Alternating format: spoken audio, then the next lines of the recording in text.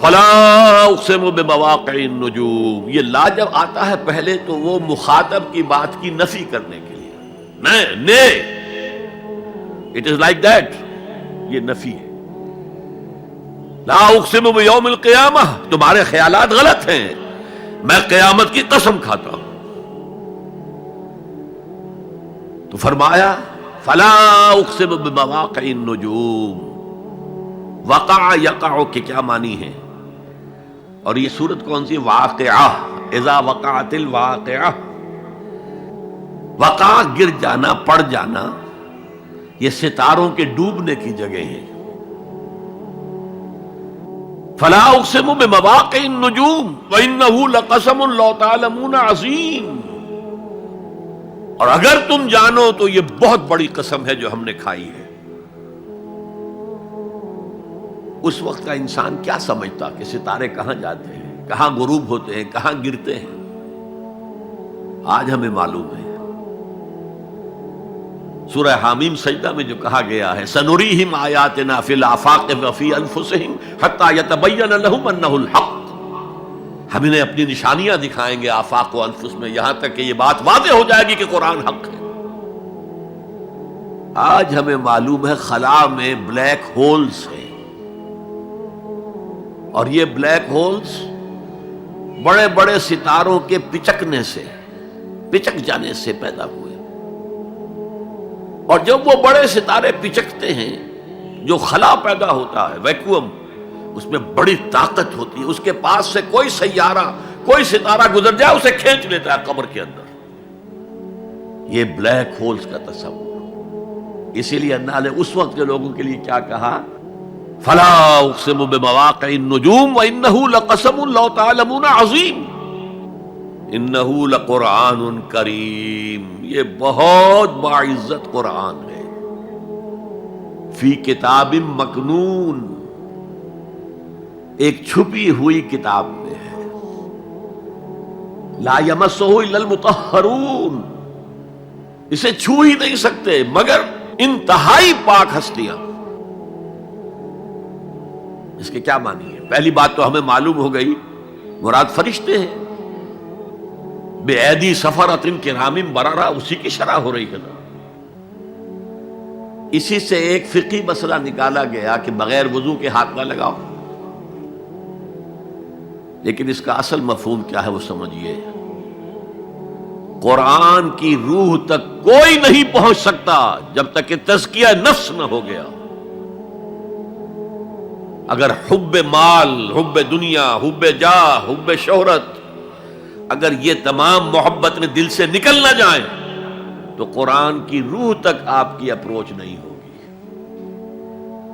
مولانا روم نے کہا ہے، اگرچہ ذرا میں سمجھتا ہوں کہ انہوں نے بہت سخت الفاظ استعمال کیے ہیں، ماز قرآن مغزہا برداشتے استخاں پیش سگاں انداختے، ہم نے قرآن سے اس کا مغز لے لیا ہے، جو ایسنس ہے وہ کھینچ لیا ہے، ہڈی کا گودا جو ہے وہ ہم نے نکال لیا ہے، ہڈیاں ہم نے پھینک دی ہیں کتوں کے سامنے جو لڑ رہے ہیں۔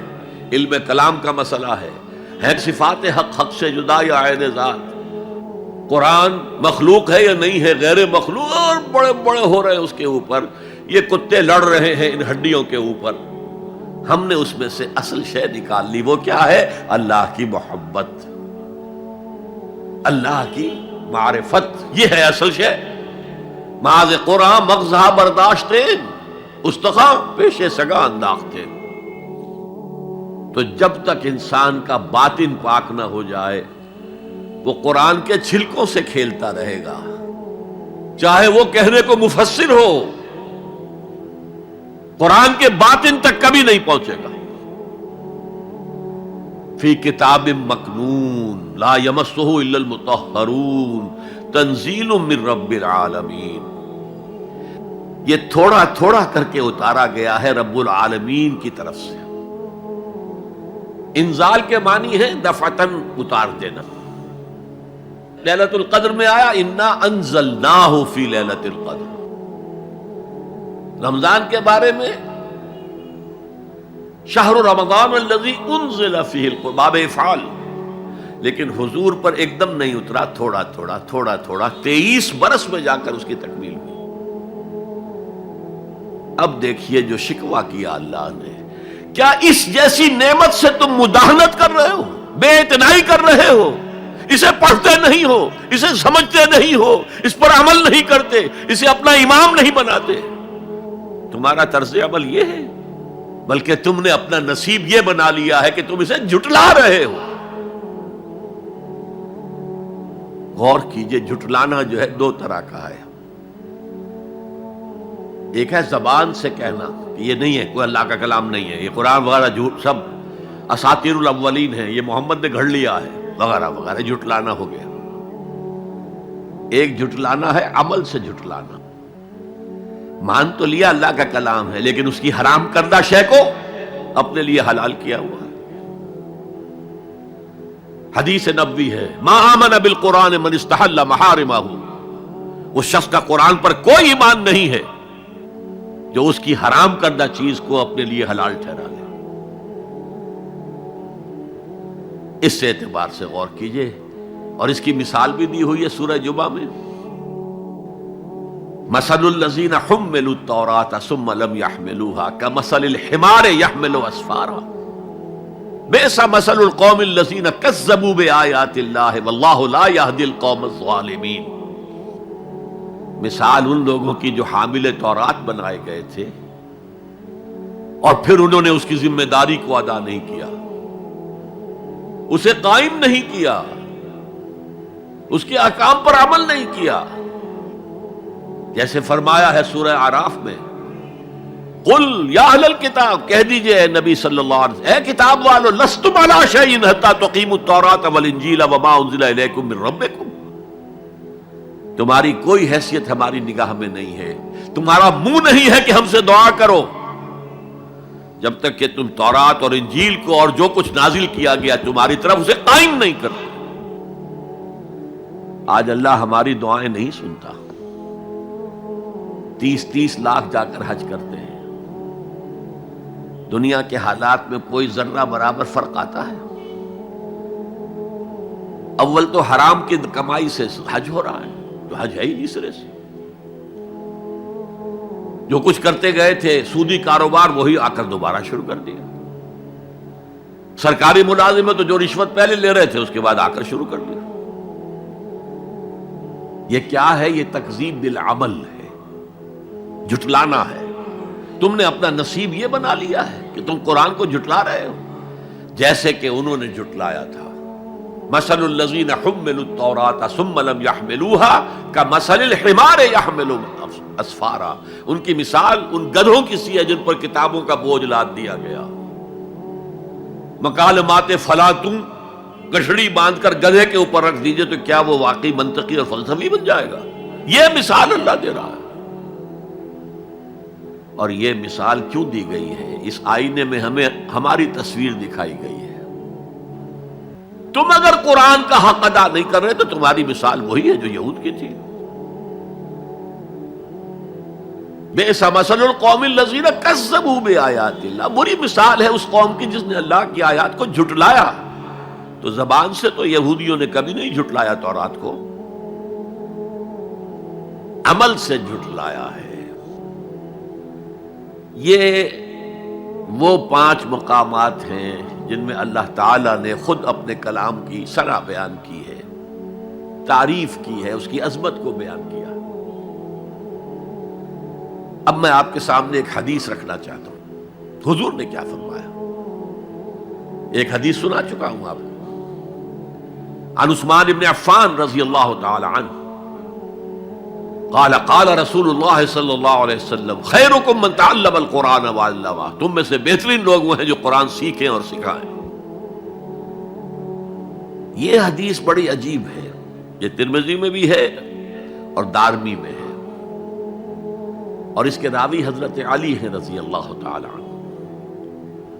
عن علی رضی اللہ عنہ قال، حضرت علی فرماتے ہیں انی سمعت رسول اللہ صلی اللہ علیہ وسلم یقول، میں نے سنا اللہ کے رسول صلی اللہ علیہ وسلم کو یہ کہتے ہوئے انہا ستکون فتنۃ، ان قریب ایک بہت بڑا فتنہ رونما ہوگا۔